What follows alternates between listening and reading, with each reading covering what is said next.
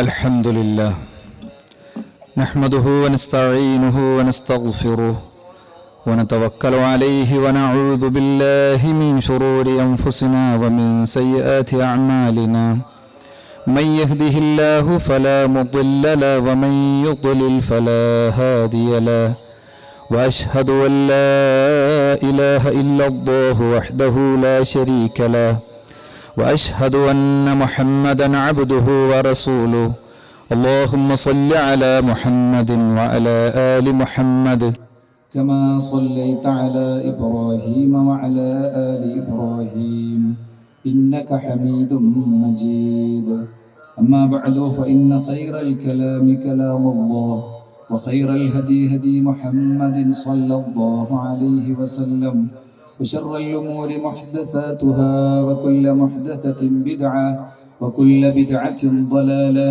وكل ضلالة في النار. أعوذ بالله من الشيطان الرجيم. يا أيها الذين آمنوا اتقوا الله حق تقاته ولا تموتن إلا وأنتم مسلمون. بسم الله الرحمن الرحيم. إنما يتقبل الله من المتقين. الله أكبر الله أكبر الله أكبر الله أكبر ولله الحمد. സൃഷ്ടാവും സംരക്ഷകനുമായ റബ്ബിനെ ജീവിതത്തിൻ്റെ എല്ലാ മേഖലയിലും കാത്തു സൂക്ഷിക്കണമെന്ന് എല്ലാ സത്യവിശ്വാസികളെയും സത്യവിശ്വാസിനികളെയും ഉണർത്തുകയാണ്, ഉദ്ബോധിപ്പിക്കുകയാണ്. പരിശുദ്ധമായ റമദാനിൻ്റെ പരിശുദ്ധ ദിനങ്ങൾ പിന്നിട്ട് ഈ ഈദുൽ ഫിത്റിൻ്റെ നിമിഷങ്ങളിൽ എത്തിച്ചേർന്ന എല്ലാ വിശ്വാസികൾക്കും പരിശുദ്ധ ഇസ്ലാമിൻ്റെ ഈദാശംസകൾ നേരുകയാണ്. തഖബ്ബലല്ലാഹു മിന്നാ വമിൻകും. അള്ളാഹുവിൻ്റെ അപാരമായ അനുഗ്രഹത്താൽ 29 ദിവസത്തെ പരിശീലനം കഴിഞ്ഞാണ് നമ്മൾ പുറത്തിറങ്ങിയിരിക്കുന്നത്. 29 ദിവസം വളരെ ശക്തമായ പരിശീലനത്തിൻ്റെ മേഖലയിലായിരുന്നു നമ്മൾ ഓരോരുത്തരും ഉണ്ടായത്. ആ പരിശീലനം കൊണ്ട് പടച്ചറപ്പ് ഉദ്ദേശിച്ച വളരെ കൃത്യമായ ചില കാര്യങ്ങളുണ്ട്. മദീനയിൽ നോമ്പ് നിർബന്ധമാക്കപ്പെടുന്ന കാലത്ത് വിഭവസമൃദ്ധമായ ഭക്ഷണം അവർക്കുണ്ടായിരുന്നില്ല. ഓരോരുത്തരും അത്താഴം കഴിച്ചിരുന്നതും നോമ്പ് തുറന്നിരുന്നതുമൊക്കെ അരച്ചുള്ള കാരക്ക മുറിച്ചെടുത്ത് അത് പരസ്പരം ഓഹരി വെച്ചിട്ടാണ്. പട്ടിണിയാണ് നോമ്പിന്റെ ഉദ്ദേശമെങ്കിൽ യഥാർത്ഥത്തിൽ നോമ്പ് ആവശ്യമില്ലാത്ത വിധം അവർ പട്ടിണിയിലായിരുന്നു, അവർ പ്രാരാബ്ധതകളിലായിരുന്നു, അവർ വേദനകളിലായിരുന്നു.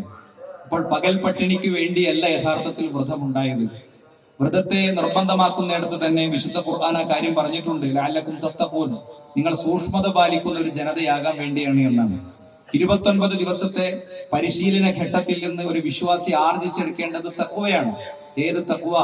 പണ്ട് ഗുഹയിൽ അകപ്പെട്ട മനുഷ്യർ ആ ഗുഹാമുഖത്തെ കല്ല് നീങ്ങാൻ വേണ്ടി അള്ളാഹുവോട് ആവശ്യപ്പെട്ട കാര്യങ്ങളിൽ ഒന്ന്, ഞാൻ ഏറെക്കാലം കൊതിച്ചിരുന്ന ആ പെണ്ണിനെ എനിക്ക് കിട്ടി.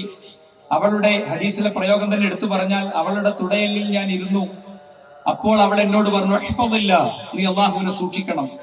അപ്പോൾ പഠിച്ചോനെ എനിക്ക് നിന്നെ ഓർമ്മ വന്നു, ഞാൻ തിരിച്ചു പോന്നു. അതാണ് തഖ്വ.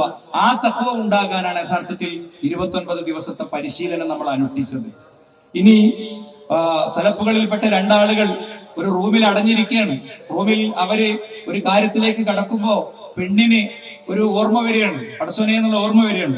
അപ്പൊ അവളോട് പറഞ്ഞു, എല്ലാ ജനവാതിലുകളും ഒക്കെ നീ കൊട്ടിയടക്കണം. അവസാനം അവര് പറഞ്ഞു, ഒരു വാതിൽ മാത്രം എനിക്ക് അടക്കാൻ പറ്റുന്നില്ല. അദ്ദേഹം പറഞ്ഞു, ഞാൻ അടച്ചോളാം, എനിക്ക് അടക്കാൻ പറ്റും. അപ്പൊ അവര് പറഞ്ഞു, ബാബുസമ, ആകാശത്തിന്റെ വാതിൽ എനിക്ക് അടക്കാൻ പറ്റുന്നില്ല. ആ നേരം പ്ലാൻ ചെയ്തു വന്ന ആ വ്യക്തികൾ അവിടെ വിട്ട് ഇറങ്ങാണ്, അവിടെ നിന്ന് പോവാണ്. ആ തഖ്വയായിരുന്നു ഈ നോമ്പിലൂടെ നമ്മൾ പരിശീലിക്കേണ്ടത്. ജീവിതത്തിന്റെ എല്ലാ മേഖലയിലുമുണ്ട്. താങ്കളെ അതിക്രൂരമായി ദ്രോഹിക്കുകയും ആക്രമിക്കുകയും ചെയ്ത മനുഷ്യർ, യുദ്ധത്തിൽ അവരെ പരാജയപ്പെടുത്തിയതിന്റെ ശേഷം അവരെയുമായി പ്രവാചകൻ സല്ലല്ലാഹു അലൈഹി വസല്ലമ തങ്ങൾ യുദ്ധ തടവുകാരെ, യുദ്ധത്തിന്റെ നടപടി എന്ന നിലയ്ക്ക് ഏത് കാലഘട്ടത്തിലുണ്ട്, ആ യുദ്ധ തടവുകാരെയും കൊണ്ട് പോരാണ്.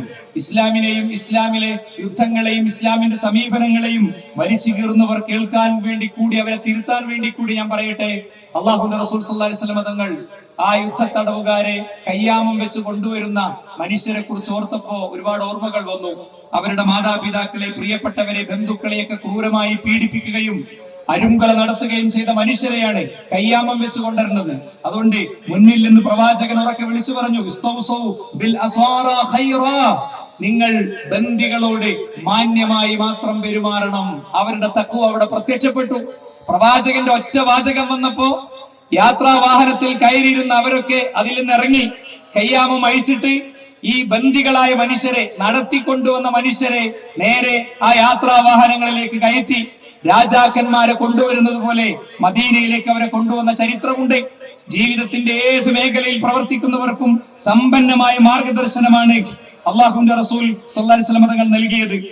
ഇനി നോക്കൂ നിങ്ങൾ, റമളാനിന്റെ പകലിൽ നമുക്ക് കുടിക്കാവുന്ന ശുദ്ധമായ വെള്ളമുണ്ടായിട്ട് ദാഹം ക്ഷമിച്ച് എല്ലാം സഹിച്ച് നമ്മൾ നിൽക്കുകയാണ് ചെയ്തത്. എങ്കിൽ റമളാനിന് ശേഷം നമ്മുടെ കച്ചവടത്തിലും നമ്മുടെ വ്യവഹാരങ്ങളിലൊക്കെ എങ്ങനെ നമുക്ക് അഴിമതിയും അതുപോലെ തന്നെ കൊള്ളലാഭമൊക്കെ എടുക്കാൻ പറ്റും? നോക്കൂ, പ്രവാചകൻ പറയാണ്, ഞാൻ വീട്ടിലേക്ക് വരും, അപ്പൊ അവിടെ ഫാജിദു തംറത സാഖിതതൻ, അവിടെ വീണ് കിടക്കണ കാരക്ക ഞാൻ കാണും. എനിക്ക് വിശപ്പുണ്ടാകും, എന്റെ അഹ്ലിന് വിശപ്പുണ്ടാകും. പക്ഷേ എന്റെ വീട്ടിൽ എന്റെ കട്ടിലിന്റെ ചോട്ടിൽ വീണ് കിടക്കുന്ന ആ കാരക്ക അത് സകാത്തിന്റെ ഓഹരിയിൽപ്പെട്ടതാണോ എന്ന് ഭയന്നതുകൊണ്ട് ഞാൻ കഴിക്കാത്ത എത്രയോ സന്ദർഭങ്ങൾ ഉണ്ടായിട്ടുണ്ട്. സകാത്ത് റസൂലുള്ളാഹി സ്വല്ലല്ലാഹു അലൈഹി വസല്ലം തങ്ങൾക്ക് ഉപയോഗിക്കാൻ പറ്റില്ല, സ്വതക്ക മാത്രമേ ഉപയോഗിക്കാൻ പറ്റുള്ളൂ. നമ്മൾ വിചാരിക്കും അല്ലെ, പ്രവാചകൻ സല്ലല്ലാഹു അലൈഹി വസല്ലം തങ്ങളുടെ പേരക്കുട്ടികളെ ഹസൈൻ ഹുസൈൻ അവര് കാരക്ക ചമക്കണത് കണ്ടപ്പോ പ്രവാചകൻ അത് തുപ്പാൻ പറയാണ്. വായിൽ വിരലിട്ടിട്ട് അത് തുപ്പുന്ന, അത് തോണ്ടിയെടുക്കുന്ന പ്രവാചകനെ നോക്കിയിട്ട് ഇതൊക്കെ കുറച്ച് ഏറെയാണെന്നല്ലേ നമ്മൾ പറയേണ്ടത്. റസൂലുള്ളാഹി സ്വല്ലല്ലാഹു അലൈഹി വസല്ലം തങ്ങൾ പിന്നെ സൂര്യോദയത്തിന്റെ, പടിഞ്ഞാറിലെ സൂര്യോദയത്തിന്റെ അവസാന നിമിഷം വരെയുള്ള മനുഷ്യർക്ക് മാർഗദർശനമാണ് കൊടുക്കുന്നത്. നിങ്ങളുടെ റിയൽ എസ്റ്റേറ്റ് ബിസിനസ്സിൽ, നിങ്ങളുടെ ജോലിയിൽ, നിങ്ങളുടെ ശമ്പളത്തിൽ, നിങ്ങളുടെ കച്ചവടത്തിൽ, നിങ്ങളുടെ വ്യവഹാരത്തിൽ പാലിക്കേണ്ട ബാധ്യതയാണ് ഓർമ്മ വരേണ്ടത്. കച്ചവടം ഉറപ്പിക്കുമ്പോ ഹസന്റെയും ഹുസൈന്റെയും വായിൽ വിരലിട്ടിട്ട് ആ കാരൊക്കെ തോണ്ടിയെടുക്കണ പ്രവാചകൻ ഓർമ്മ വരണം. അത് ഹറാമാണെന്ന് ഉറപ്പില്ല, അത് സ്വതക്കയിൽപ്പെട്ടതല്ല, അതല്ലെങ്കിൽ അത് സക്കാത്തിൽപ്പെട്ടതാണോ എന്ന ഭയം മാത്രമായിരുന്നു റസൂലുള്ളാഹി സ്വല്ലല്ലാഹു അലൈഹി വസല്ലം തങ്ങളെ അതിലേക്ക് നയിച്ചത്. നോക്കൂ നിങ്ങൾ, സലഫുകൾ പറഞ്ഞു, തർഖുദാനിക മിമ്മ യക്റഹുല്ലാഹു അഹബ്ബു ഇലല്ലാഹി മിൻ ഖംസതി ഹജ്ജിൻ. ഒരു വ്യക്തിക്ക് കിട്ടുന്ന എണ്ണപ്പെട്ട നാണയത്തുട്ടുകൾ അത് ഹലാലാണോ ഹറാമാണോ എന്ന് സംശയമുള്ള എണ്ണപ്പെട്ട നാണയത്തുട്ടുകൾ ഉപേക്ഷിക്കലാണ് 500 ഹജ്ജ് ചെയ്യുന്നതിനേക്കാൾ പുണ്യകരമായ കാര്യം. അടിവരയിട്ട് ഓർക്കുക, 500 ഹജ്ജിന് ഒരാൾ പോകുന്നതിലേറെ അള്ളാഹുവിന് ഇഷ്ടം ഒരു വ്യക്തി അയാൾക്ക് സംശയകരമായി തോന്നുന്ന ഒരു നാണയം ഉപേക്ഷിക്കലാണ്.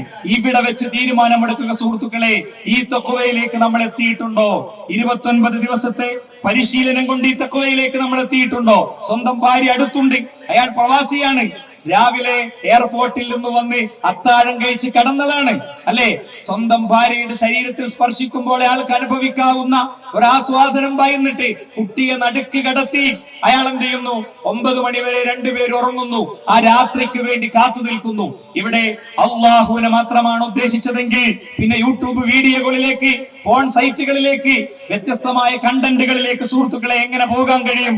എത്രയോ ദാമ്പത്യങ്ങൾ 40ഉം 50ഉം വയസ്സ് പിന്നിട്ടതിന് ശേഷം ഇല്ലാതാവുകയാണ്. പേരക്കുട്ടികൾ ഉണ്ട് എന്നുള്ള കാരണം കൊണ്ട് മാത്രം അവർ രണ്ടുപേരും ഒരു റൂമിന്റെ ഉള്ളിൽ രണ്ടായി, ഒരാള് കട്ടിലുമേയും ഒരാൾ നിലത്തുറങ്ങാണ്. പച്ചയായ യാഥാർത്ഥ്യങ്ങളാണിത്. അപ്പോ നോമ്പ് കൊണ്ട് ഈ ഒരു പരിശീലനത്തിലേക്ക് നമ്മൾ എത്തിയിട്ടില്ലെങ്കിൽ സലഫുകൾ പറഞ്ഞു, കുൻ റബ്ബാനിയൻ ലാ റമളാനിയൻ, നീ ഒരിക്കലും റമളാനിന്റെ ആളാകരുത്, നീ റബ്ബിന്റെ ആളാകണം. റമളാനിൽ നിനക്ക് രാത്രി നമസ്കാരത്തിന് സമയമുണ്ട്. ഇന്ന് രാവിലെ കോടിക്കണക്കിന് അലാം ക്ലോക്കുകൾ ഓഫായി. ഭാര്യമാര് അലാം വെച്ച് ചാടി എണീറ്റ് ആ അടുക്കളയിൽ പോയി ഭക്ഷണം ഉണ്ടാക്കി തന്നിരുന്നു. ഇന്ന് ഭക്ഷണം ഉണ്ടാക്കേണ്ടാത്തത് കൊണ്ട് ഭാര്യമാരും അത് ശ്രദ്ധിച്ചില്ല. ആയിരക്കണക്കിന് അലാം ക്ലോക്കുകൾ ഓഫായി. ഈ സൊഫിൽ ഇരുന്നിട്ട് നമ്മളെ ഫോൺ എടുത്തിട്ട് ആ അലാം ക്ലോക്ക് റീസെറ്റ് ചെയ്യുക.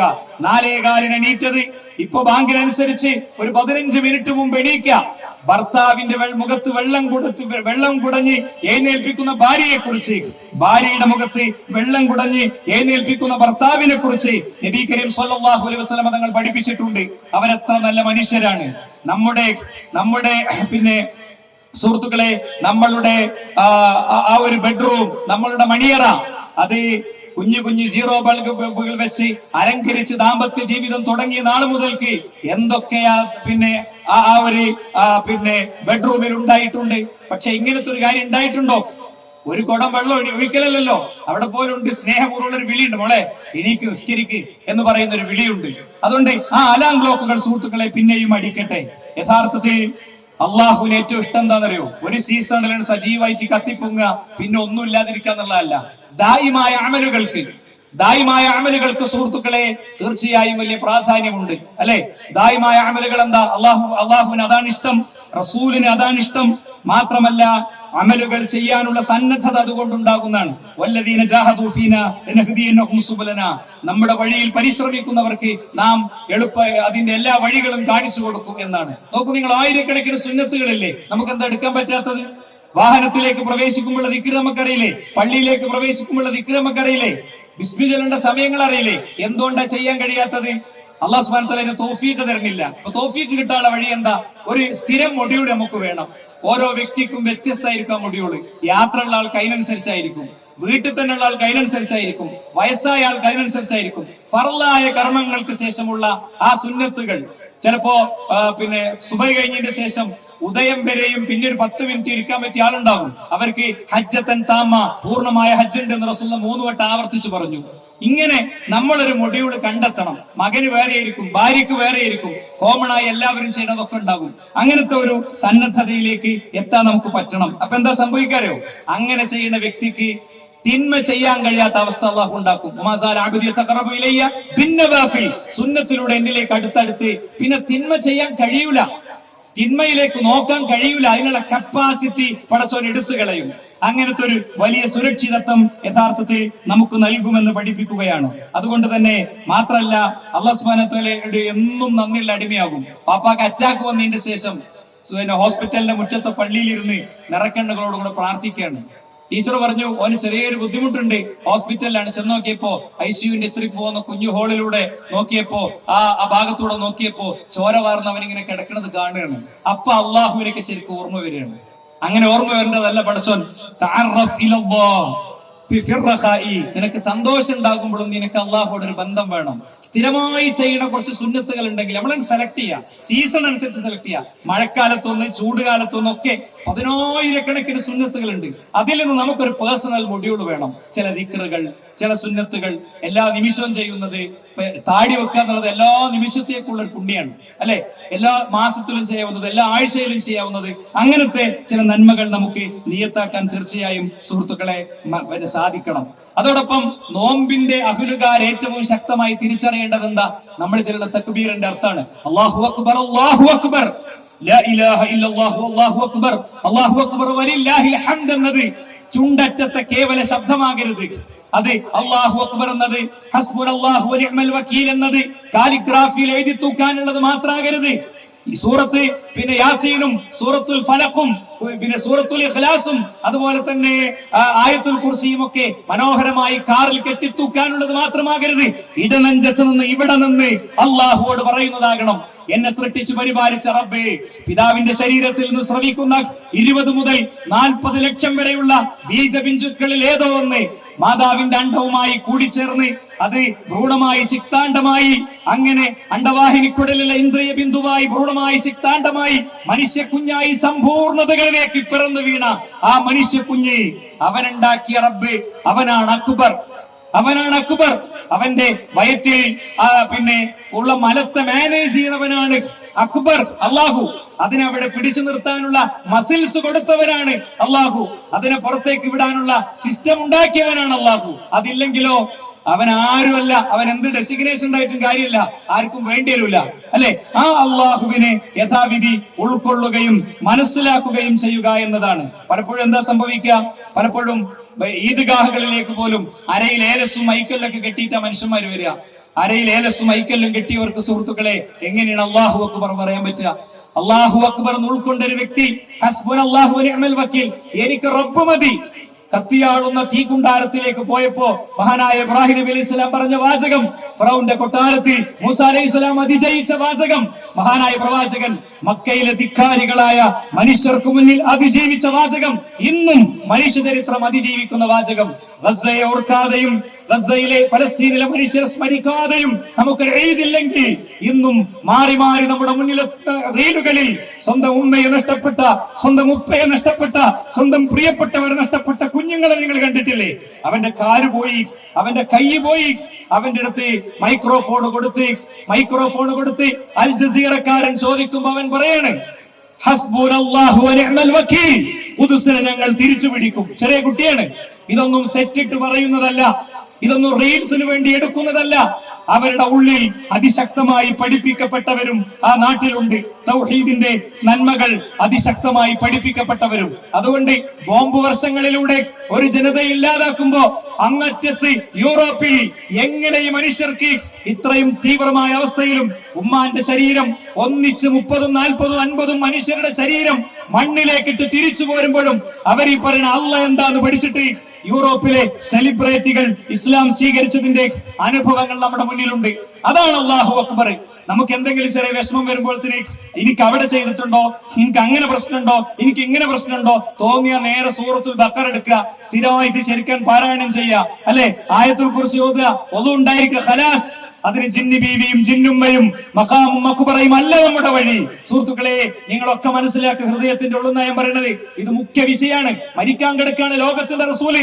വഫാത്തിന്റെ നിമിഷങ്ങളിലേക്ക് പോണ റസൂലുള്ളാഹി സ്വല്ലല്ലാഹു അലൈഹി വസല്ലം തങ്ങൾ, ആ പ്രവാചകൻ മെല്ലെ മെല്ലെ പറഞ്ഞ വാചകങ്ങൾ തന്റെ മടിയിൽ കിടക്കുമ്പോൾ ആയിഷ ബീവി ഓർത്ത് കേട്ടെടുത്തിട്ടുണ്ട്. എന്നിട്ട് പറയാണ്, എന്താ? നിങ്ങൾ ഒരിക്കലും എന്റെ ഖബറിടത്തെ ഉറൂസാക്കരുത്, നിങ്ങൾ എന്റെ ഖബറിടത്തെ പിന്നെ ആഘോഷ കേന്ദ്രമാക്കരുത്, അല്ലെ? നിങ്ങൾ ഒരിക്കലും എന്റെ ഖബറിനെ ആഘോഷ കേന്ദ്രമാക്കരുത്. നിങ്ങൾ ജൂത ക്രിസ്ത്യാനികൾ ഖബറിടങ്ങളെ ആരാധന കേന്ദ്രമാക്കിയതുപോലെ ആക്കരുത്. മരണത്തിന്റെ അവസാനത്തെ നിമിഷങ്ങളിൽ പോലും റസൂലുള്ളാഹിക്ക് പറയാണ്ടായിരുന്ന ഒരു കാര്യം ഇതാണെങ്കിൽ അത് മുഖ്യ വിഷയമാണ്. നമ്മുടെ പലരുടെയും മാതാപിതാക്കൾ ഉൾക്കൊണ്ടിട്ടില്ല, നമ്മുടെ പലരുടെയും പ്രിയപ്പെട്ടവർ ഉൾക്കൊണ്ടിട്ടില്ല. നമ്മൾ തിരിച്ചറിയണം. ഇബ്രാഹിം നബി അലൈഹി ഇസ്ലാമയുടെ പിതാവ് ഇബ്രാഹിം നബി അലൈഹി ഇസ്ലാമയോട് പരലോകത്ത് വെച്ച് പറയുന്നുണ്ട്, മോനെ പറ്റിപ്പോയി ഉപ്പാക്ക്, ഉപ്പാന്റെ കുട്ടി, ഉപ്പാക്ക് വേണ്ടി പ്രാർത്ഥിക്കണം. ഉപ്പാ, നിങ്ങൾ എന്നെ ആട്ടി ഓടിച്ചില്ലേ, എന്നെയും എന്റെ ഹാജറയെയും പുറത്താക്കിയില്ലേ, ജനം തീക്കുണ്ടാരം ഒരുക്കിയപ്പോൾ അതിലേക്ക് എന്റെ ഉപ്പ വിറകിന്റെ കൊള്ളിയും കൊണ്ട് വന്നില്ലേ എന്നൊന്നും ചോദിച്ചില്ല. പടച്ചോനെ, എന്റെ ഉപ്പാക്ക് സ്വർഗം കൊടുക്കണേ എന്ന് പ്രാർത്ഥിച്ചപ്പോ അള്ള പറഞ്ഞത് കേട്ടോളി. എന്താ? നീ നിന്റെ കാലിന്റെ താഴേക്ക് നോക്കി ഇബ്രാഹിം, അദ്ദേഹത്തിന്റെ ഉപ്പ ഒരു നികൃഷ്ട ജീവിയായി മാറിയിരിക്കുന്നു, എന്നിട്ട് നരകത്തിലേക്ക് ഉരുണ്ടു മറിഞ്ഞു പോണത് കണ്ടു. ഒരാളും ശുപാർശ ഉണ്ടാവില്ല. ഉമ്മാനോട് പറയണം, കരഞ്ഞു പറയണം, കാല് പിടിച്ചു പറയണം, ബോധ്യപ്പെടുത്താവുന്ന കാര്യങ്ങളൊക്കെ ചെയ്യണം. നല്ല ജോലി കിട്ടാൻ, നല്ല വ്യവഹാരങ്ങൾ നടത്താൻ നല്ല ബുദ്ധി പഠിച്ചു തന്നിട്ടുണ്ട്. ആ ബുദ്ധിയിൽ ഉമ്മയെ നന്മയിലേക്ക് ക്ഷണിക്കാനുള്ള വഴിയുണ്ട് എന്നുള്ള കാര്യം നമ്മൾ മറക്കരുത്. പിന്നെന്താ? പടച്ചോൻ എന്തിനെ എന്നെ എങ്ങനെ പരീക്ഷിച്ചു എന്നാ ചിലപ്പോഴൊക്കെ ചോദിക്കുക. എന്തൊരു പരീക്ഷണാണിത്, എന്നോടാണല്ലോ ഇത് ചെയ്തത് എന്നാണ് സലഫുകൾ പറഞ്ഞ. എന്താ അറിയോ? എന്റെ കയ്യിൽ ഒരു തീക്കട്ട ഇരുന്നിട്ട് അത് തണുത്തുറയുന്ന സമയം വരെ അത് കയ്യിൽ ഇരിക്കേണ്ടി വന്നാലും എനിക്ക് ഇതില്ലാതിരുന്നെങ്കിൽ എന്ന് പറയണേ ഞാൻ ഇഷ്ടപ്പെടുന്നില്ല. അള്ളാഹുവിന്റെ ഏത് ഖലാഇനെ ഞാൻ സ്വീകരിക്കുന്ന. അതുകൊണ്ട് പണ്ഡിതന്മാര് പറഞ്ഞു, ഞാൻ 4 വട്ടം അൽഹംദുലില്ലാഹ് പറഞ്ഞിട്ടുണ്ട്. ഒന്ന്, വന്ന ദുരന്തം അതിലേറെ വലുതല്ലല്ലോ, 3rd സ്റ്റേജ് ക്യാൻസർ അല്ലേ, 1st സ്റ്റേജ് അല്ലേ, 4th ആയിട്ടില്ലല്ലോ. ഇനി 4th ആണെങ്കിൽ തന്നെ എന്താ, എന്നെ നോക്കാൻ ആളുണ്ടല്ലോ, അല്ലേ? 2, എന്റെ ദീനിലല്ലല്ലോ, എനിക്ക് ദീനിയായി ഞാൻ പ്രവാചകന് ശേഷം നബിണ്ട് എന്നുള്ള വിശ്വാസി ആയതല്ലല്ലോ, എനിക്ക് ഇന്നാലില്ലാഹി വ ഇന്നാ ഇലൈഹി റാജിഊൻ എന്ന് പറയാൻ പറ്റിയല്ലോ, അൽഹംദുലില്ലാഹ് എന്ന് പറയാൻ പറ്റിയല്ലോ എന്നാണ്. അതുകൊണ്ട് ദുരന്തങ്ങളൊക്കെ ജീവിതത്തിൽ പ്രതീക്ഷിക്കണം. ആ ദുരന്തങ്ങളെ അഭിമുഖീകരിക്കുമ്പോൾ നമ്മൾ പ്രാർത്ഥിക്കണം. ഞാൻ പറഞ്ഞല്ലോ, പ്രാർത്ഥനയിൽ ഒരിക്കലും ഒഴിവാക്കാൻ പറ്റാത്ത ലോകത്തെ 10,000 ഓവുചാലുകൾ ക്ലീനാക്കി ഉറങ്ങുന്നവരുണ്ട്. ഒരു കൊതുകിന്റെ മൂളിച്ച കേൾക്കാൻ പറ്റാത്ത നമ്മൾ അസ്വസ്ഥമായി എണീറ്റ് നിന്ന് കൊതുകിനെ കൊല്ലുമ്പോൾ ഓർക്കുക, ലോകത്തെ ആയിരക്കണക്കിന് പാലങ്ങൾക്കടിയിൽ അഭയാർത്ഥി ക്യാമ്പുകളിൽ ആട്ടിയോടിക്കപ്പെട്ട മനുഷ്യരുണ്ട്. മ്യാൻമറിലെ മനുഷ്യരുണ്ട്, ഗസയിലെ മനുഷ്യരുണ്ട്, ലോകത്തെ വിവിധ ദിക്കുകളിലെ മനുഷ്യരുണ്ട്. അവർക്ക് വേണ്ടി നിറക്കണ്ണോട് പ്രാർത്ഥിക്കാൻ പോലും കഴിഞ്ഞില്ലെങ്കിൽ നമ്മൾ എത്ര ദുർബലന്മാരാണ് പ്രിയപ്പെട്ടവരെ. യാതൊരു പ്രതിസന്ധികളുമില്ലാതെ സ്വസ്ഥമായി ജീവിക്കുന്ന നാട്ടിൽ ചില അസ്വസ്ഥതകൾ കാണുമ്പോഴേക്ക് നമ്മൾ പലപ്പോഴും വൈകാരികമായി പോകും, അല്ലെ?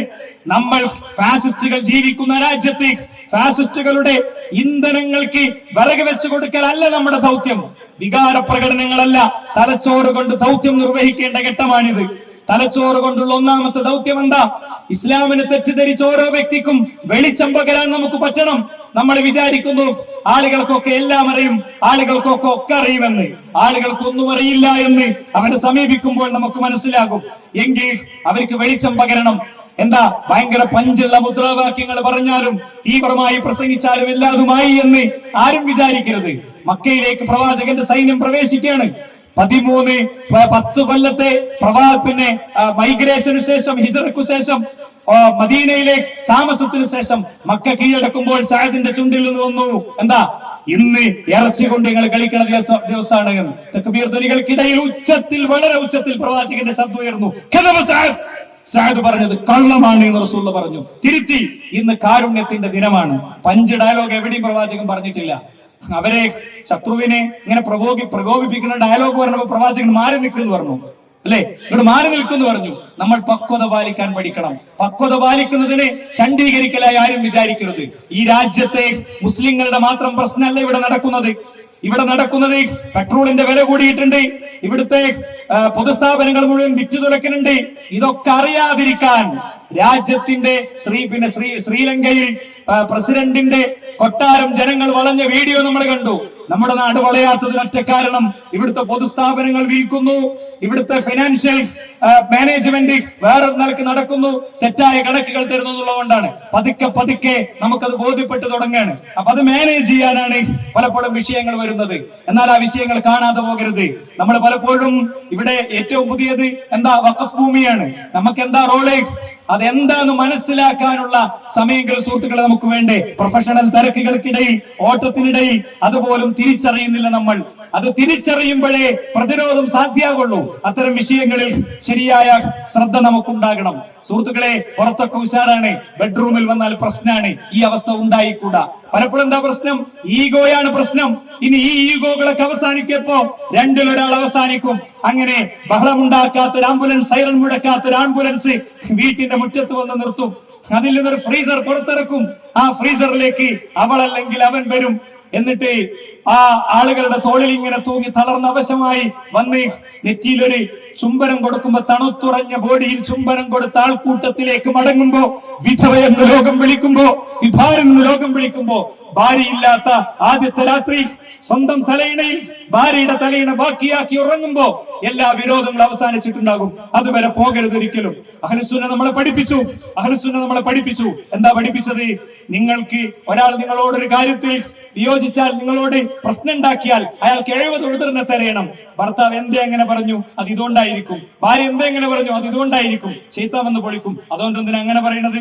അങ്ങനെ ചിന്തിച്ച് 70 പോയിന്റ് എത്തുമ്പോ അവസാനം പറയണം എന്നാണ്, എനിക്കറിയാത്ത എന്തോ ഒരു പ്രശ്നമൊക്കെ ഉണ്ട്. അതാണ് കാര്യം. എനിക്കറിയാത്ത എന്തോ ഒരു പ്രശ്നം അവൾക്കുണ്ട്. ഇത് നമ്മൾ ശ്രദ്ധിക്കണം. രണ്ടാളും ജോലിക്ക് പോകുന്നു, കുട്ടികൾ അനാഥമാകുന്നു.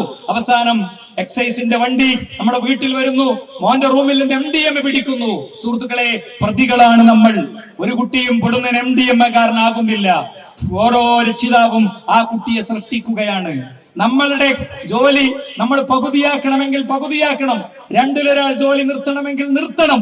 സ്വന്തം കുഞ്ഞ് കുപ്പിപ്പാല് കുടിച്ച് നമ്മൾ പോകുന്ന ജോലികൾ, ആ ജോലികളെ സംബന്ധിച്ച് പുനർവിചിന്തനം നടത്തണം. എല്ലാ ഇടങ്ങളിലും നമ്മളൊക്കെ എത്തണതിൽ സംശയമൊന്നുമില്ല. ഇസ്ലാമിന്റെ നന്മകൾ പാലിച്ചുകൊണ്ട് ചെയ്യാവുന്ന ജോലികളൊക്കെ ചെയ്യാം. പക്ഷേ മക്കളുമായി നമുക്ക് അടുപ്പം വേണം. ചൂടുള്ള ചുംബനം കൊടുക്കണം, അവരെ ചേർത്ത് പിടിക്കണം, അല്ലെ? അവർക്ക് എന്തും തുറന്നു പറയാനുള്ള അവസരങ്ങൾ ഉണ്ടാകണം. അതില്ലാതെ പോകുന്നത് വലിയ പ്രതിസന്ധിയാണ്. ലഹരിയെ കുറിച്ചാണ് ചർച്ച. ഇന്ന് ലഹരി എന്ന് പറയുന്നത് MDMA മാത്രം ചുരുങ്ങുകയാണ്, അല്ലെ? അതിന്റെയൊക്കെ അപ്പുറത്ത് BTS ലഹരിയാണ്. ഇൻസ്റ്റഗ്രാമിൽ ഒരുപാട് ലഹരികളുണ്ട്. ഒരുപാട് ലഹരിയുണ്ട്. എന്തൊക്കെ ഉണ്ട് എന്ന് പോലും അറിയില്ല. 2 റൂമുണ്ടെങ്കിൽ അപ്പുറത്തെ റൂമിലുള്ളത് അറിയാത്ത സ്ഥിതിയാണ് പലപ്പോഴും ഉള്ളത്.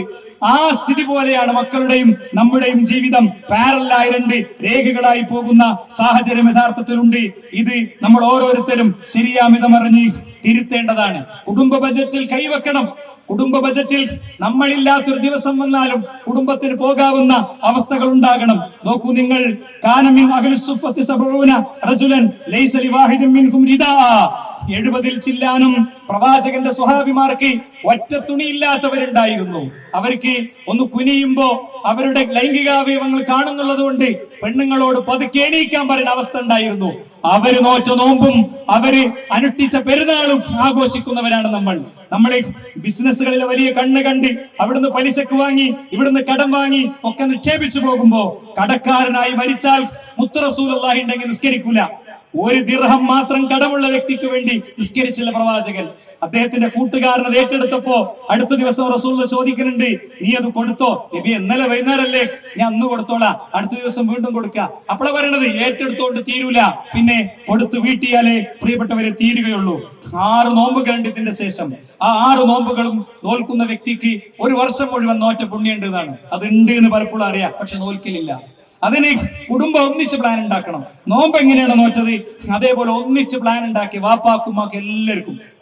മക്കളൊക്കെ ചിലപ്പോൾ വേറെവിടെങ്കിലും കയറും, അവരെ വിളിക്കണം, ഹോസ്റ്റലിൽ ഉമ്മാന്റെ കുട്ടി ഉപ്പാന്റെ കുട്ടി നോമ്പ് നിൽക്കണം. ഫുള്ള് 1 വർഷം നോറ്റ കൂലിയാണ്. ഇങ്ങനെയൊക്കെ പാരന്റിങ് നടത്തിയാലേ നമ്മൾ രക്ഷപ്പെടുകയുള്ളൂ. അവസാനിപ്പിക്കുമ്പോൾ ഞാൻ പറയുന്നു, പ്രിയപ്പെട്ടവരെ, ഇന്നത്തെ ദിവസം ഫോണിൽ തോണ്ടിയിരിക്കുന്ന ഒരു ദിവസമാകരുത്. പലപ്പോഴും വൈകല്യങ്ങൾ ഉള്ളവരുണ്ട്, ഡിസേബിലിറ്റി ഉള്ളവരുണ്ട്, വീട്ടിൽ നിന്ന് അനങ്ങാൻ കഴിയാത്തവരുണ്ട്. അവരൊക്കെ ഒന്ന് പുറത്തേക്ക് കൊണ്ടുപോകണം. നമ്മളെ കുടുംബത്തിൽ അവരോട് ചോദിക്കണം, നിങ്ങൾക്ക് എവിടെയെങ്കിലുമൊക്കെ പോകാൻ താല്പര്യമുണ്ടോ? രോഗികളായ മാതാപിതാക്കളുണ്ട്, മരണം കാത്ത് ബെഡുകളിൽ കഴിയുന്നവരുണ്ട്, പാലിയേറ്റീവ് മെഡിസിൻ കൊടുത്ത് രാപ്പുറതികളെ അതിജീവിക്കുന്നവരുണ്ട്. അവർക്കൊക്കെ നമ്മുടെ ഒരു വിളിയെങ്കിലും പോകണം, അന്വേഷണം പോകണം. വാട്സപ്പിലെ സ്റ്റിക്കറുകൾ മാത്രമായി ഇന്നത്തെ ദിവസം ചുരുങ്ങരുത് എന്ന കാര്യം ഞാൻ ഓർമ്മിപ്പിക്കുകയാണ്. നമ്മളെ ഒരുപാട് പ്രതിസന്ധികളിലൂടെയാണ് കടന്നു പോണത്. പ്രത്യേകിച്ച് ലഹരിയും അനുബന്ധങ്ങളുമാണ് ഇന്നത്തെ പ്രതിസന്ധി. എല്ലാവരും പ്രശ്നത്തെ കുറിച്ച് മാത്രമാണ് സംസാരിക്കുന്നത്. പരിഹാരമുണ്ട് പ്രിയപ്പെട്ടവരെ. നമ്മളൊക്കെ കൺമുന്നിൽ കണ്ട ഒരുപാട് കാര്യങ്ങളുണ്ട്. കഴിഞ്ഞ വർഷം ഞാൻ ഡൽഹിയിൽ പോയപ്പോ സ്റ്റുഡൻസിന്റെ പ്രോഗ്രാമിന് പങ്കെടുക്കാൻ പോയപ്പോ വിഖ്യാതമായ ഒരു ക്യാമ്പസിന്റെ ഹോസ്റ്റലിലെത്തിയപ്പോ അവിടെ ഗർഭ നിരോധന മെറ്റീരിയലുകൾ ഇങ്ങനെ ഡിസ്പോസിബിൾ ഗ്ലാസ് ഉപേക്ഷിക്കുന്നത് പോലെ ഉപേക്ഷിച്ചത് കണ്ടു. അതേ ക്യാമ്പസിലാണ് അവിടുത്തെ കുട്ടികളെ നേർവഴിയിലേക്ക് വിളിക്കുന്ന ആളുകൾ ഉണ്ടാകുന്നത്, അല്ലെ? ഒരു ക്യാമ്പസിൽ ചെന്നപ്പോ ഒരു പയ്യന്റെ മുസല്ല അവന്റെ പെട്ടിന്റെ മേലുണ്ട്. അപ്പൊ നമ്മൾ ചോദിച്ചു, മോനെ ജമാഅത്തിന് പോലില്ലേ? ഇവിടുന്ന് സുന്നത്ത് നിസ്കരിക്കും, പള്ളിയിൽ പോയി ജമാഅത്ത് നിസ്കരിക്കും. കണ്ടകളി പബ്ലിക് എക്സാം കഴിഞ്ഞിന്റെ ഫീലിംഗ് തീർത്തതാണ്, ഒന്നിച്ച് വെള്ളടിച്ചണി കിടക്കണേ. ഇവിടെ ഞാൻ മരിച്ചാൽ എന്തായിരിക്കും എന്റെ അവസ്ഥ? ഇവിടെ റഹ്മത്തിന്റെ മലക്ക് വരൂ. ഇങ്ങനെ ചിന്തിക്കുന്നവരുണ്ടാകുന്നത് വാപ്പ മോണിറ്റർ ചെയ്തുകൊണ്ടല്ല, മറിച്ച് ഹൃദയത്തിന്റെ ഉള്ളിൽ ഒരു പാസ്വേഡ് സെറ്റ് ചെയ്യണം. അള്ളാഹ് എന്നുള്ള പാസ്വേഡ്. ഞാൻ എന്റെ തുടക്കത്തിൽ പറഞ്ഞ തഖ്വ എന്നുള്ള പാസ്വേഡ് ഉണ്ടല്ലോ, അതുണ്ടെങ്കിൽ ഒരു പ്രശ്നമല്ല. അതിന് നമ്മളെ മക്കൾക്ക് ശരിയായ മതവിദ്യാഭ്യാസം കൊടുക്കണം. ഭൗതിക വിദ്യാഭ്യാസത്തിന്റെ പ്രമത്തതയിൽ പലപ്പോഴും നടക്കണില്ല. എല്ലായിലേക്കും പോകണം. ഡോക്ടർ, എഞ്ചിനീയർ എന്നുള്ളത് നമ്മൾ ഗൈഡ് ചെയ്ത ഒന്നായിരുന്നു. ബ്യൂറോക്രസിയാണ് എല്ലാം തീരുമാനിക്കുന്നത്. IAS എത്തണം, IPS എത്തണം, IFS എത്തണം, എല്ലാറ്റിലേക്കും എത്തണം. അതോടൊപ്പം അതേ കനത്തിൽ മതം പഠിക്കണം, അറബി ഗ്രന്ഥങ്ങൾ വായിക്കണം. അങ്ങനത്തെ 1000കണക്കിന് പ്രൊഫഷണലുകളെ ഉണ്ടാക്കാൻ ഈ കൂട്ടായ്മയ്ക്ക് ഇന്ന് പറ്റിയിട്ടുണ്ട്. അവര് പണ്ഡിതന്മാര് പറയുന്നത് അങ്ങനെ വിഴുങ്ങലല്ല, അവര് ബിനികത്തിലെടുത്തു നോക്കും. തലയിൽ നല്ല ബുദ്ധിയുണ്ട്, ഉപയോഗിച്ച് പഠിച്ച് നമ്മളെ കാര്യങ്ങളുമായി മുന്നോട്ട് പോകാൻ പ്രിയപ്പെട്ടവരെ നമുക്ക് സാധിക്കണം. അങ്ങനെ മുന്നേറുന്ന ഒരു ജനതയെ ഒരു ഫാസിസ്റ്റിനും പരാജയപ്പെടുത്താൻ കഴിയില്ല. അധർമ്മകാരികളായ ധിക്കാരികളായ ചക്രവർത്തിമാരുടെ ചരിത്രം ഹിറ്റ്ലറിൽ നിന്ന് പഠിക്കണം നമ്മൾ. എല്ലാ തെറ്റായ വാർത്തകളും പ്രചരിപ്പിച്ച് അധികാരം പിടിച്ചവൻ തന്റെ കൊട്ടാരത്തിന്റെ ചുറ്റും 17 ലക്ഷം മനുഷ്യർ കല്ലും പിടിച്ച് കല്ലെറിയാൻ കാത്തു നിൽക്കുന്നു എന്ന് കണ്ടപ്പോ അവനെ തന്റെ കാമുകിക്ക് ഒരു വെടിയുണ്ട കൊടുത്ത്, തന്റെ പട്ടിക്ക് മറ്റൊരു വെടിയുണ്ട കൊടുത്ത്, ഇവിടെ പോയിന്റ് ബ്ലാങ്കിൽ ഇങ്ങനെ ചേർത്ത് വെച്ച് ഒരു വെടിയുണ്ട കൊണ്ട് അവസാനിച്ചുവെങ്കിൽ ഏകഛത്രാധിപതികളുടെ ചരിത്രത്തിന് അത്രേ സൗന്ദര്യമുള്ളൂ എന്ന് നമ്മൾ മനസ്സിലാക്കുക. പക്ഷെ ക്ഷമിക്കണം, സാമൂഹികമായ മുന്നേറ്റങ്ങൾ ഉണ്ടാക്കണം. മുസ്ലിങ്ങൾ എല്ലാവരും കൂടി മുദ്രാവാക്യം വിളിച്ചാൽ ആവൂല. ഇന്ത്യ എങ്ങനെ മോചിപ്പിച്ചോ ആ മോചനത്തിന്റെ അതേ രീതി എല്ലാവരും കൂടി ഒന്നിച്ചു നിന്ന് കാര്യങ്ങളെ ഏറ്റെടുക്കുന്ന അവസ്ഥ വേണം. നിരാശ ഒട്ടും ഉണ്ടാകരുത്. പ്രവാചകന് നിരാശ ഉണ്ടായിട്ടില്ല. ഹന്തക്കിന്റെ കിടങ്ങു കുഴിക്കുമ്പോ കല്ല് കണ്ടപ്പോ ശത്രുവിന് മദീനയിലെ പോപ്പുലേഷനേക്കാളും വലിയ ജനസംഖ്യയാണ് സൈന്യമായി വരുന്നത് എന്ന് പറഞ്ഞപ്പോഴാ കിടങ്ങൊഴിക്കാൻ പോയത്. ആ കിടങ്ങിലെ കല്ല് കണ്ടപ്പോ അള്ളാഹുവിന്റെ റസൂൽ ഒറ്റക്കേറ്റെടുത്ത് ഒറ്റടി കൊടുത്തു എന്നിട്ട് പറയാ, ഞാൻ കിസ്രയുടെ കൊട്ടാരങ്ങൾ നമുക്ക് കീഴടങ്ങുന്നത് ഈ അഗ്നിസ്ഫുലിംഗങ്ങളിൽ കല്ലിൽ തട്ടിത്തെറിച്ച ഈ തീനാളങ്ങളിൽ കണ്ടു, യമനിന്റെ അധികാരം ഞാൻ കണ്ടു. വയറൊട്ടി കല്ല് വെച്ച മനുഷ്യരോട് ഇത് പറഞ്ഞെങ്കിൽ അതിൽ നമുക്ക് സന്ദേശമുണ്ട്. ആ സന്ദേശങ്ങളെ ഏറ്റെടുക്കുക. അള്ളാഹു നമ്മിൽ നിന്ന് സ്വീകരിക്കുമാറാകട്ടെ. കുടുംബ ബന്ധങ്ങളെ ശരിയായി പാലിക്കുക. പിണക്കങ്ങൾ ഉണ്ടെങ്കിൽ തീർക്കുക. ഇല്ലെങ്കിൽ റമളാൻ അള്ളാഹു സ്വീകരിക്കില്ല. വ്യക്തികൾ തെറ്റിയാൽ തെറ്റിയ വ്യക്തികളുടെ അമൽ അല്ലാഹു സ്വീകരിക്കില്ല. പ്രൊഫഷണൽ ഈഗോസ്, വർക്കിംഗ് സ്റ്റേഷനിലെ ക്ലാഷുകൾ, നമ്മുടെ ബിസിനസ്സിലെ പ്രശ്നങ്ങൾ, സലാം പറയാ, ഇന്നത്തെ ഒറ്റ സന്ദർശനം, ഒരു കെട്ടിപ്പിടുത്തം, ഖലാസ്. ഡോക്ടറെ, ഈ വിരലിനൊരു തരിപ്പുണ്ട്, ഇതെന്താ മാറുക അല്ലേ? അപ്പോഴും കിട്ടിയതിലെ മൊത്തം സ്ട്രോക്ക് മാറിയതിലെ സന്തോഷമല്ല. അതുകൊണ്ട് തിരുത്ത നമ്മള് ഓരോരുത്തരും ശരിയാ വിധം ഉൾക്കൊള്ളുക. അള്ളാഹു നമ്മിൽ നിന്ന് സ്വീകരിക്കുമാറാകട്ടെ. അവന്റെ മുഖ്ലിസീങ്ങളിൽ ഉൾപ്പെടുത്തുമാറാകട്ടെ. ലാ ഇലാഹ ഇല്ലല്ലാഹുവിന്റെ വഴിയിൽ സഞ്ചരിച്ച് കലിമത്ത് തൗഹീദ് ഉൾക്കൊണ്ട് മരിക്കാനുള്ള തൗഫീഖ് അള്ളാഹു നൽകുമാറാകട്ടെ. കുഞ്ഞു പ്രായത്തിൽ മക്കളെ അനാഥരാക്കി നമ്മൾ വീട് പിരിയുന്ന ആ വിഷമത്തിൽ നിന്നും അള്ളാഹു നമ്മളെ കാത്തുരക്ഷിക്കുമാറാകട്ടെ. അപകട മരണങ്ങളിൽ നിന്നും മഹാരോഗങ്ങളിൽ നിന്നും അള്ളാഹു നമ്മെ കാത്തുരക്ഷിക്കുമാറാകട്ടെ. ഹലാലായ സമ്പാദ്യം മാത്രം കഴിക്കാനുള്ള തൗഫീഖിന് അള്ളാഹു നൽകുമാറാകട്ടെ. അങ്ങ് ഗസയിലും ലോകത്തെ വിവിധ ദിക്കുകളിലും ഭർത്താക്കന്മാരെ നഷ്ടപ്പെട്ട് മക്കളെ വളർത്തുന്നത് എങ്ങനെയെന്നറിയാത്ത വിധവകളുണ്ട്. അവർക്ക് അള്ളാഹു ഉള്ളിന്റെ ഉള്ളിൽ തൗഹീദിന്റെ കരുത്തിനെ അവർക്ക് അള്ളാഹു പ്രദാനം ചെയ്യുമാറാകട്ടെ. വിവേകമുള്ള നേതൃത്വങ്ങളെ അവർക്ക് അള്ളാഹു കൊടുക്കുമാറാകട്ടെ. വിചാരമുള്ള നേതൃത്വങ്ങളെ അള്ളാഹു അവർക്ക് കൊടുക്കുമാറാകട്ടെ. ദീനി ചിന്തിക്കുന്ന നേതൃത്വങ്ങളെ അള്ളാഹു അവർക്ക് കൊടുക്കുമാറാകട്ടെ. തന്റെ മാതാപിതാക്കളെ നഷ്ടപ്പെട്ട് അവരുടെ മൃതശരീരവുമായി അടക്കാൻ പോകുന്ന കുഞ്ഞിനെ വെടിയുണ്ട കൊണ്ട് വെടിവെച്ചു കൊല്ലുന്നവൻ സമാധാന സംരക്ഷകനും, തിരിച്ച് മാതാവിനെ ബലാത്സംഗം ചെയ്തവനെ തിരിച്ച് കല്ലെറിയുന്നവനെ തീവ്രവാദിയുമാക്കി മാറ്റുന്ന ലോകത്തിന്റെ മറിമായങ്ങളെ തുറന്നു കാണിക്കുന്ന സംഭവങ്ങളെ, നിമിഷങ്ങളെ അല്ലാഹു സുബ്ഹാനഹു വ തആല ഉണ്ടാക്കുമാറാകട്ടെ. നമ്മുടെയൊക്കെ വീടുകളിൽ വിഷമം അനുഭവിച്ച് കഴിയുന്ന, ഈദ് മുസല്ലയിലേക്ക് വരാൻ പറ്റാത്ത, റമളാനിൽ നോമ്പനുഷ്ഠിക്കാൻ പറ്റാത്തവരൊക്കെ ഉണ്ട്. അവർക്കൊക്കെ അല്ലാഹു അവരുടെ വിഷമങ്ങൾക്ക് പരിഹാരം ഉണ്ടാക്കി കൊടുക്കുമാറാകട്ടെ. ഈദിൽ നമ്മളോടൊപ്പം ഉണ്ടാകേണ്ട പലരും ഇല്ല. അലിഹാജി ഇവിടെ ഉണ്ടാകേണ്ട ഒരു വ്യക്തിയാണ്. ഈ സൊഫയിലൂടെ ഒന്നാമതിരിക്കേണ്ട ആളാണ്. അദ്ദേഹം ഖബറിലാണ്. അല്ലാഹു അവരുടെയൊക്കെ ഖബറിടങ്ങളെ വിശാലമാക്കി കൊടുക്കുമാറാകട്ടെ. അതുകൊണ്ട് ഉസ്താദ് ഹാരിസ് മൗലവി രോഗത്തിന്റെ ചികിത്സ ഇങ്ങനെ പൂർത്തീകരിച്ച് വരികയാണ്. അടുത്ത വെള്ളിയാഴ്ച തൊട്ടടുത്ത ദിവസങ്ങളിലൊക്കെ അദ്ദേഹത്തിന് ഖുതുബ നിർവഹിക്കാൻ കഴിയും നമ്മൾ വിചാരിക്കുന്നു. ഈ ഖുതുബ അദ്ദേഹം തന്നെ നിർവഹിക്കുന്ന ഒരു കാര്യമൊക്കെ നമ്മൾ ചിന്തിച്ചിരുന്നു. നമ്മുടെയൊക്കെ പ്രാർത്ഥന കൊണ്ട് അല്ലെ അദ്ദേഹത്തിന് വലിയ നിലക്ക് അതിൽ നിന്നൊക്കെ മോചനം കിട്ടി. അള്ളാഹു പൂർത്തീകരിച്ചു കൊടുക്കുമാറാകട്ടെ. നമ്മുടെ വേറെയും സുഹൃത്തുക്കളുണ്ട്. അവർക്കൊക്കെ അള്ളാഹു അവരുടെ രോഗങ്ങളിൽ നിന്ന് ശമനത്തെ കൊടുക്കുമാറാകട്ടെ. ഒരു മാലയിൽ കോർത്ത മുത്തുകളെ പോലെ ഒന്നിച്ചു നിൽക്കാൻ പറ്റുമാറാകട്ടെ. വിയോജിപ്പുകളായി കണ്ട് തന്നെ ഒന്നിക്കേണ്ട എല്ലാ പോയിന്റിലും മുസ്ലിം ഉമ്മത്തിന് ഒന്നിക്കാൻ പറ്റുമാറാകട്ടെ. നമ്മുടെ നാട്ടിലെ മനുഷ്യരുടെ ഏക മനസ്സ് ഈ വിഷയത്തിലൊക്കെ നമുക്ക് അനുകൂലമായി കിട്ടുമാറാകട്ടെ. അല്ലാഹുമ്മ ഗ്ഫിർ ലിൽ മുഅ്മിനീന വൽ മുഅ്മിനാത്ത്, അല്ലാഹുമ്മ അഇസ്ൽ ഇസ്ലാം വൽ മുസ്ലിമീൻ വദിൽ ശർക വൽ മുശ്രിക്കീൻ. ആമീൻ ആമീൻ ബിറഹ്മതിക യാ അർഹമർ റഹീമീൻ. വൽഹംദുലില്ലാഹി റബ്ബിൽ ആലമീൻ. വസല്ലല്ലാഹു അലാ മുഹമ്മദ്.